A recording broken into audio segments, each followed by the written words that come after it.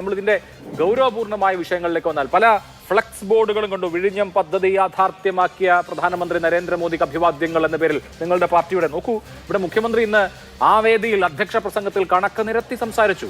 ഇതുവരെ ചെലവായ തുകയുടെ 64% സംസ്ഥാന സർക്കാർ വഹിച്ചിട്ടുള്ള ഒരു പദ്ധതിയാണ്.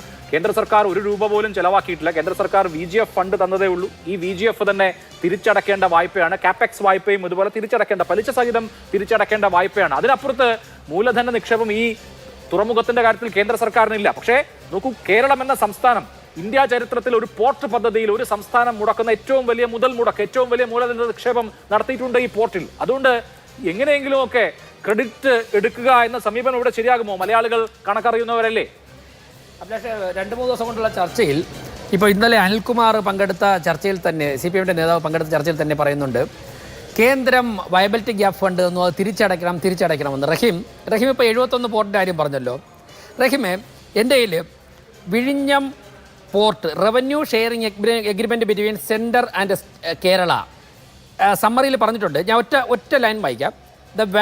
The viability gap fund amounting to 817.80 crore for the Vizhinjam International Seaport project was extended by the central government to Kerala government in the form of a loan rather than a direct grant.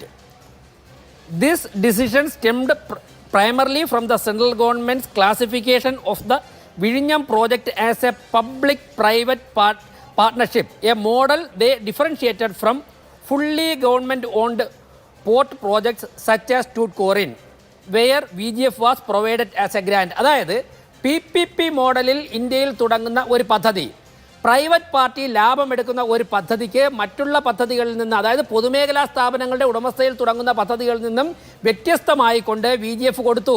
ഈ VGF കൊടുക്കുന്നത് പണമാണ്. അത് ഒരു private party ലാഭമുണ്ടാക്കുന്ന ഒരു സംവിധാനത്തിന് കേന്ദ്ര government പണം കൊടുക്കുമ്പോൾ അത് റീപേയ്മെൻ്റ് ഒരു ക്ലോസ് ഇല്ലെങ്കിൽ ആരെങ്കിലും കോടതിയിൽ പോയി കഴിഞ്ഞാൽ, നിർമ്മലാ സീതാരാമൻ്റെ മിനിസ്ട്രിയെയും നരേന്ദ്രമോദിയെയും പ്രതികരിച്ചുകൊണ്ട് കോടതിയിൽ പോയി കഴിഞ്ഞാൽ ആ പ്രോജക്റ്റ് അവിടെ സ്റ്റേ ആവും. സംസാരിക്കുമ്പോൾ കോമൺ സെൻസ് വേണ്ടി. എന്നാൽ പൊതുമേഖലാ സ്ഥാപനങ്ങൾ പങ്കാളിയായിക്കൊണ്ട് തുടങ്ങുന്ന പോർട്ടുകൾക്കായാലും എയർപോർട്ടുകൾക്കായാലും അതിൻ്റെ ലാഭം പൊതുമേഖലാ സ്ഥാപനങ്ങൾക്കാണ്. അതുകൊണ്ട് ലീഗലി ഒരു ബാറും വരുന്നില്ല. ഞാൻ റഹീമിന് ഈ എഗ്രിമെൻ്റ് അയച്ചു തരാം. ഈ എഗ്രിമെൻറ്റ് പിന്നെ നിങ്ങൾ ചോദിച്ചെല്ലാം കൊടുത്തില്ലേ?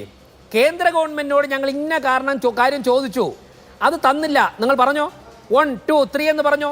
നിങ്ങൾ ചോദിച്ചത്, കേരളം ചോദിച്ചത് വയബിലിറ്റി ഗ്യാപ്പ് ഫണ്ട് മാത്രമായിരുന്നു. അതിൽ ഇപ്പോൾ കേരളം ഒരു സംസ്ഥാനത്ത് ഒരു പ്രോജക്റ്റ് വരുമ്പോഴേക്കും സംസ്ഥാനം ഇനിഷ്യേറ്റീവ് ചെയ്യുന്ന പ്രോജക്റ്റ് ആകുമ്പോഴേക്കും പണം മുടക്കണം. പക്ഷേ നമുക്ക് ഞാൻ പറയട്ടെ, സംസ്ഥാനം ഇനിഷ്യേറ്റീവ് എടുത്തതെന്ന് വെച്ച് കഴിഞ്ഞാൽ 2014 നരേന്ദ്രമോദി അധികാരത്തിൽ വന്നതിന് ശേഷം കേന്ദ്ര ഗവൺമെൻറ് പോർട്ടുകൾ, അതുപോലെ തന്നെ എയർപോർട്ടുകൾ ഉൾപ്പെടെയുള്ള ആയുധ നിർമ്മാണം ഇതുപോലെ ഉൾപ്പെടെയുള്ള കാര്യങ്ങൾക്ക് പരമാവധി സംസ്ഥാനങ്ങളോട് സമ്മർദ്ദം ചെലുത്തി നടപ്പിലാക്കുന്ന പോളിസിയുടെ ഭാഗമായിട്ടാണ് സ്റ്റേറ്റ് ഗവൺമെൻറ് അണങ്ങേണ്ടി വന്നത്. അല്ല എന്നുണ്ടെങ്കിൽ ഇവിടെ വിൻസെൻ്റ് ഉണ്ടോ, വിൻസെൻ്റ് ഉൾപ്പെടെ ഉണ്ടല്ലോ MLA. 1940 രാജഭരണകാലത്ത് തന്നെ ചർച്ച തുടങ്ങിയ വിഴിഞ്ഞം പ്രോജക്റ്റ് 2014 നരേന്ദ്രമോദി പ്രധാനമന്ത്രിയാകുന്നതുവരെ എന്തേ നിങ്ങൾക്ക് സാധിച്ചില്ല? MV രാഘവൻ തുറമുഖ വകുപ്പ് മന്ത്രിയായിരുന്നപ്പോൾ, K കരുണാകരൻ മുഖ്യമന്ത്രിയായിരുന്നപ്പോഴേക്കും അന്നത്തെ UDF ഗവൺമെൻറ് കാലത്തല്ലേ ചർച്ച ചെയ്തത്? റഹീമിൻ്റെ പാർട്ടിയും വിൻസെൻറ്റിൻ്റെ പാർട്ടിയും ഒരുമിച്ച് പിന്തുണച്ച ഡോക്ടർ മൻമോഹൻ സിംഗിൻ്റെ 1ഉം 2ഉം ഗവൺമെൻറ്റുകൾക്ക് ഇതൊന്നും സാധിച്ചില്ല.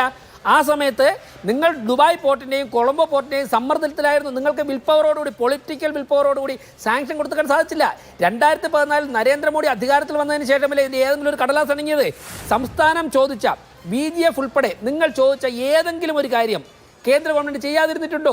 സ്വാഭാവികമായിട്ടും കേന്ദ്ര സർക്കാരിന്റെ പണം ഒറ്റ കാര്യം, ഈ പോർട്ടുണ്ട് ഇത് ഇപ്പോ കമ്മീഷൻ ചെയ്തിട്ടല്ലേ ഉള്ളൂ. ഇതിന്റെ ട്രയൽ റൺ വേളയിൽ തന്നെ GST ആയിട്ട് എത്ര റവന്യൂ വിഹിതം കേന്ദ്ര സർക്കാരിന് കിട്ടിയെന്ന് അറിയാമോ? ഏതോ ഒരു ഗ്രാന്റ് കൊടുക്കുന്നു, അല്ലെങ്കിൽ ഏതോ ഒരു സ്വകാര്യ പങ്കാളി പോർട്ട് ഡെവലപ്പ് ചെയ്യുന്നു എന്നുള്ളത് മാത്രമല്ല, ഇവിടെ കേന്ദ്ര സംസ്ഥാന ഗവൺമെന്റുകൾക്ക് ഈ വിഴിഞ്ഞം പദ്ധതിയിൽ നിന്ന് കിട്ടുന്ന റവന്യൂ എന്ന് പറയുന്ന വലിയ ഘടകമുണ്ടല്ലോ. ആ ഘടകത്തെ നമുക്ക് മറന്നു പോകാൻ കഴിയില്ല. വലിയ മഹാമനസ്കത ഞങ്ങൾ കാണിച്ചതല്ല. ഞാൻ അങ്ങനെയൊന്നും പറഞ്ഞില്ല. ഞാൻ പറഞ്ഞത് കേന്ദ്ര ഗവൺമെന്റ് ഡ്യൂട്ടിയാണ് ചെയ്തത്. ഇനി ഒരു രാജ്യത്ത് ഏതൊരു ആക്ടിവിറ്റി നടക്കുമ്പോഴേക്കും അതിൻ്റെ ഒരു വിഹിതം ആ രാജ്യത്ത് ആ നിലവിലുള്ള പഞ്ചായത്തിന് കിട്ടും, അതിൻ്റെ ഒരു വിഹിതം സംസ്ഥാനത്തിന് കിട്ടും, അതിൻ്റെ ഒരു വിഹിതം കേന്ദ്രത്തിന് കിട്ടും. അതിപ്പോൾ BJP ഭരിച്ചാലും കോൺഗ്രസ് ഭരിച്ചാലും CPM ഭരിച്ചു കഴിഞ്ഞാലും കിട്ടും. അതൊരു ഗവൺമെൻറ്റിന് കിട്ടുന്ന ഗവൺമെൻറ് അർഹമായ വിഹിതമാണ്. അതായത് 2014 നരേന്ദ്രമോദി അധികാരത്തിൽ വന്നിട്ട് ബ്ലൂ എക്കണോമി ആ റെവല്യൂഷന് വേണ്ടി ഞങ്ങൾ സ്വീകരിച്ച പോളിസി ഇന്ന് തന്നെ പ്രധാനമന്ത്രി എന്താണ് പറഞ്ഞത്? 75% നമ്മൾ 75% ട്രാൻസ്ഷിപ്മെന്റ് ഇതുവഴിയാണ് നടത്താൻ പോകുന്നത്. അപ്പോൾ കടലിലെ അനന്തമായ സാധ്യതകൾ പ്രയോജനപ്പെടുത്തണം, ആകാശത്തിലെ അനന്തമായ സാധ്യതകൾ പ്രയോജനപ്പെടുത്തണം.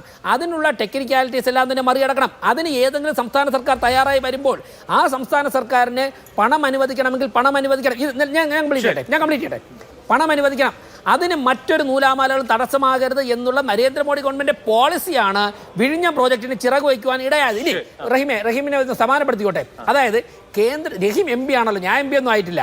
റഹീമെ, കേന്ദ്ര ഗവൺമെന്റ് പണമെടുത്ത് ഒരു അദാനിയോ വേറെ ആരെങ്കിലോ പ്രൈവറ്റ് പാർട്ടി ലാഭം ഉണ്ടാക്കുന്ന ഒരു പ്രോജക്റ്റ് കൊടുക്കുമ്പോൾ നിങ്ങൾ കൊണ്ടുപോയിക്കോ, തിരിച്ചടയ്ക്കാനുള്ള ഒരു ക്ലോസ് ഇല്ലെങ്കിൽ റഹീം ആയിരിക്കും ആദ്യം സുപ്രീം കോടതി പോകുന്നത്.